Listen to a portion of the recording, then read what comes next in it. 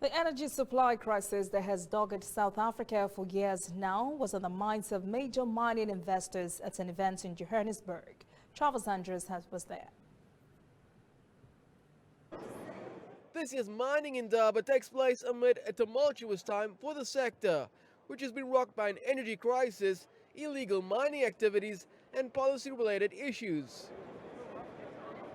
But the energy crisis has been first and foremost on investors' minds, now that the Mineral Resources and Energy Department has given mining companies the go-ahead to build their own power generation facilities. It's a move that's been widely welcomed. The most important thing for me about the announcement is that it allows mining companies to free up or to create their own power. It's also a broader opportunity to start decarbonizing their level of carbon emissions and the impact of energy on their business. So I think it's both about freeing up some of the obstacles, but also secondly about creating the opportunity to reduce their emissions. And so I do think it's a good thing. But the department is also mulling over the decision to start a second power supplier to relieve the pressure of Eskom, which is struggling to supply power to both the nation and to the mines. The mining sector is also monitoring a global health issue that could affect its businesses and is putting in place mitigation measures.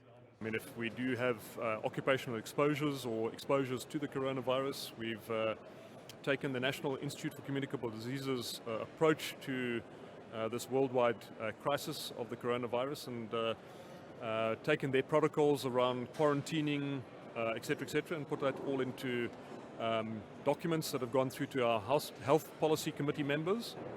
It's not all bad news though, because some mining companies still see a strong value proposition for their investments, including for other African countries.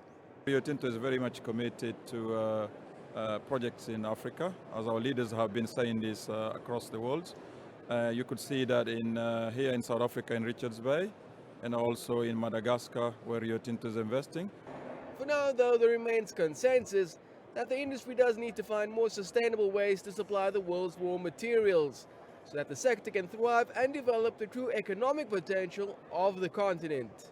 While there remains a sense of cautious optimism amongst industry leaders that 2020 could bring some relief for the industry, mining companies operating here in South Africa will still have to deal with the country's energy crisis, which could force them to fork out millions to sustain their power needs, and that could affect their bottom line in a fairly negative way.